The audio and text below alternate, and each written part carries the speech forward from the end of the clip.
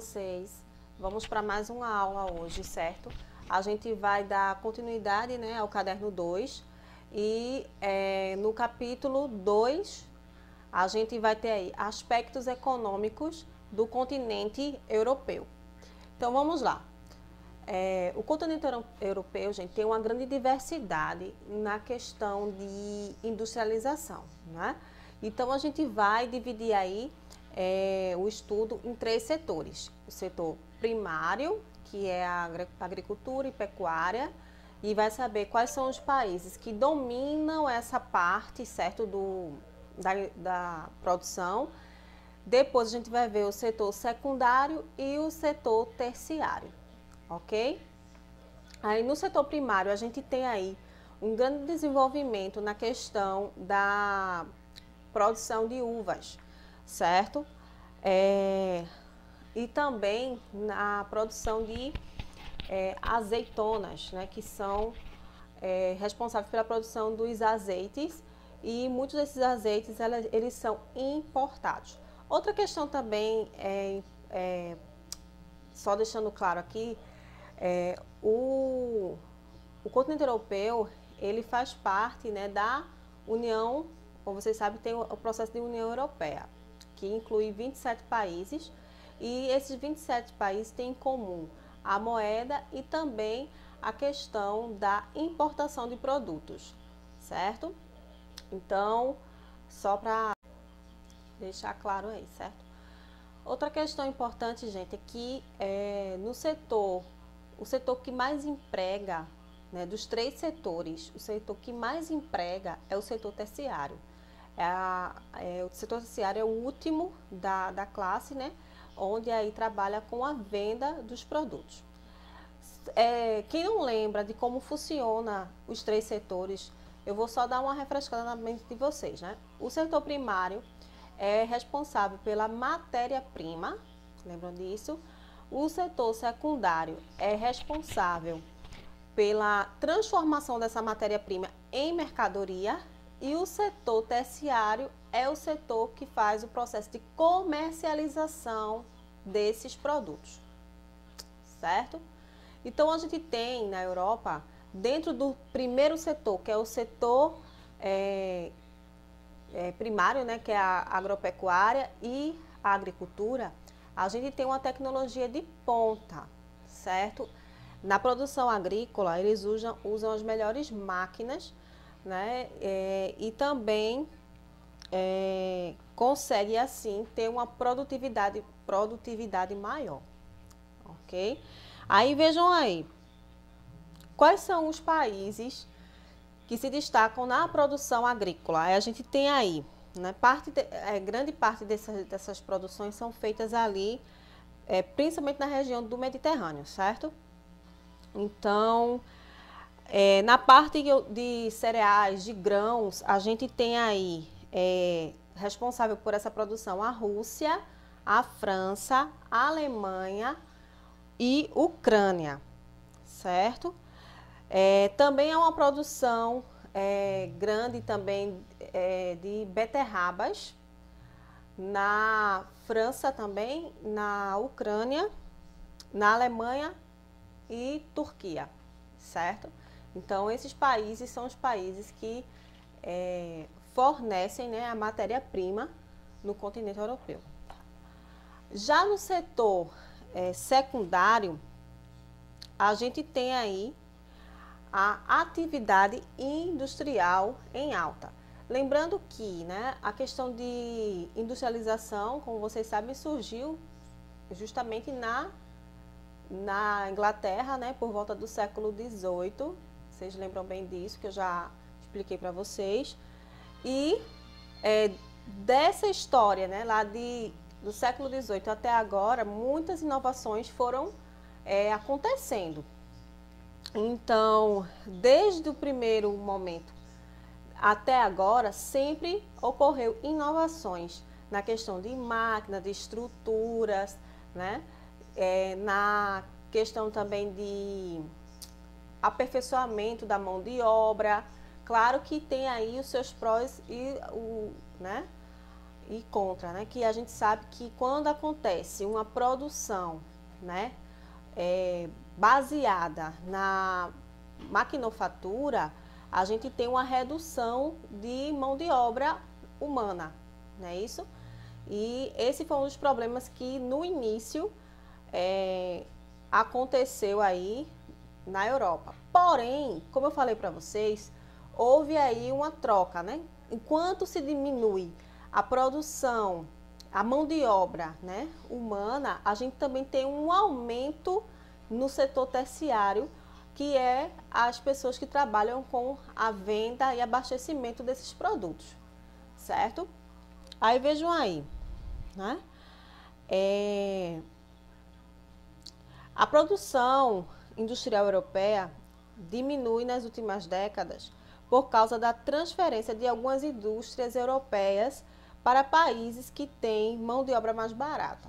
Ou seja, quando uma empresa, quando uma indústria, ela sai, se desloca de um país para o outro, existem aí as questões vantajosas, que muitas vezes o que se paga de mão de obra nesse determinado país não é o mesmo valor que se paga no país de origem.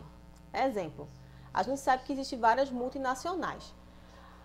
Se você for observar, aqui no Brasil tem várias, mas eu vou dar um exemplo, digamos, mais conhecido de vocês, tipo a McDonald's. Ela não é, né, de origem inglesa, mas ela é de origem americana. Mas só para vocês terem uma noção, né? Então, o que se paga a funcionários dentro dos Estados Unidos, né, é muito diferente do que é pago aqui no Brasil.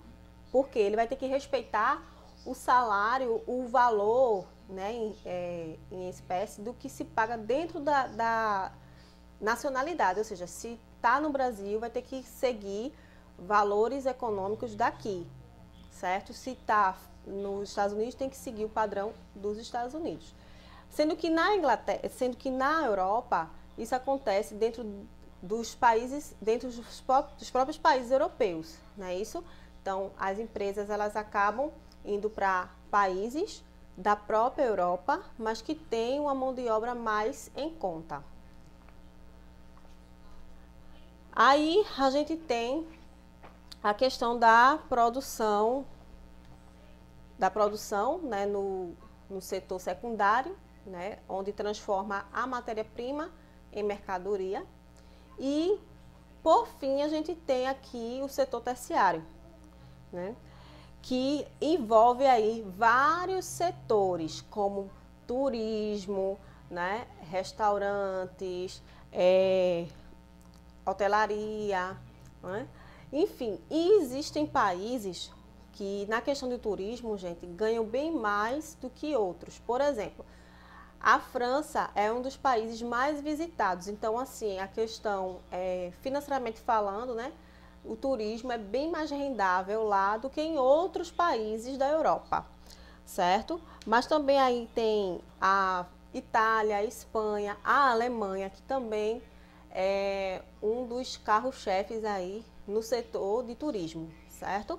Então, o setor terciário, gente, ele traz, entre outras atividades comerciais, traz também a questão de entretenimento, né? E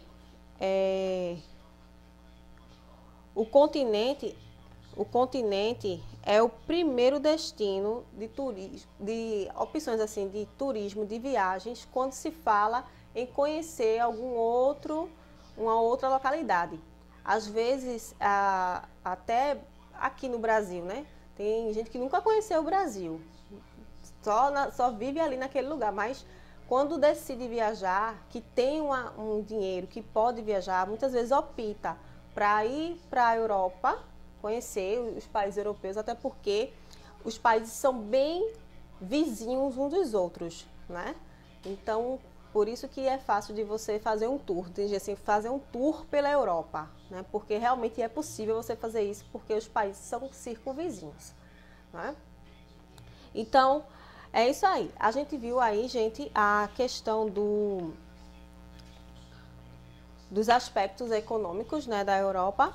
E uma coisa também que eu quero deixar para vocês é só voltando lá na questão da produção do setor primário, é que eles trabalham com pecuária intensiva, que é o seguinte, são pequenos proprietários, donos de terra, porém esses proprietários eles investem muito em ferramentas avançadas, certo? Então, assim, as propriedades são pequenas, mas eles possuem uma alta tecnologia e também uma boa mão de obra para que essa produção aconteça, certo? Então, fica aí só complementando o que eu tinha falado ali no início, né, sobre setor primário. Outra questão também é como os países europeus, eles fazem parte da União Europeia, eles têm muitas coisas em comuns. Por exemplo, os 27 países que fazem parte da União Europeia, eles possuem aí um bloco econômico onde possui uma moeda em comum e também existe uma livre circulação de pessoas entre esses países. Porque a gente sabe que, por exemplo, que eu já expliquei para vocês em uma outra aula, né, que se você sair de um país para o outro, né, digamos, se eu saio do Brasil para algum país da Europa, eu tenho aí que ter ou um visto, eu tenho que ter aí uma documentação que prove que, digamos, se eu for estudante, eu tenho que comprovar, né? Então, assim, eu não posso viver lá simplesmente por viver.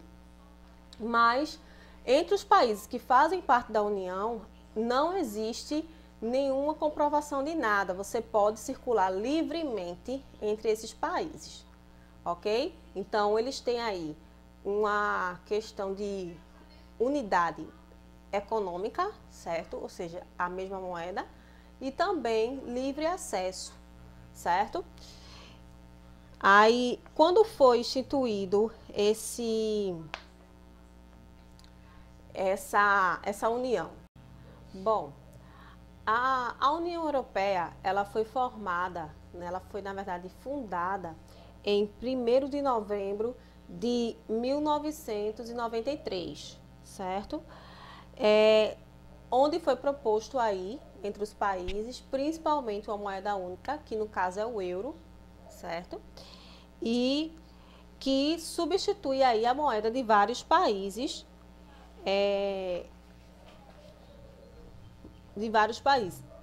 E outra coisa, é a questão dos países que não aderiram de imediato essa moeda única, elas foram substituindo gradativamente, certo? Tirando a moeda do país e colocando ali a moeda que estava na época em vigor, certo, gente? Sendo que de uns anos para cá, né, aconteceram várias situações e que levaram o Reino Unido, né, a querer se desvincular da União Europeia. Então, já faz um bom tempo que está essa questão, né, da saída do Reino Unido da União Europeia, mas não é uma situação tão simples de ser resolvida. Para vocês terem uma ideia, né, a primeira-ministra Theresa May, que lutou incansavelmente, né, e participou de várias reuniões no parlamento para que acontecesse a saída do Reino Unido, mas de uma forma, né, tentando fazer de uma forma pacífica, mas ela não suportou tanta pressão e renunciou, dando assim o lugar a Boris Johnson, né, que eu acredito que vocês já devem ter visto esse cara, que de vez em quando ele aparece na televisão, né? Então, no atual momento, ele é quem está tomando as decisões da possível saída do Reino Unido, né? Na verdade, tem uma data prevista para essa saída, que é 31 de dezembro desse ano.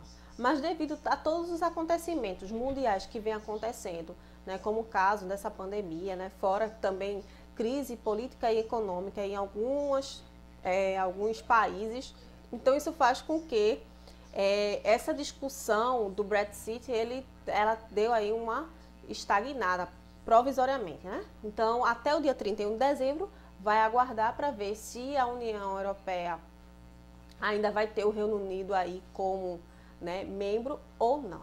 Então, gente, por hoje eu fico por aqui. Então, a gente viu um pouquinho dos aspectos econômicos da Europa, certo? Então, vocês respondam às atividades que vai estar lá na plataforma e estudem, fiquem com Deus e até a próxima.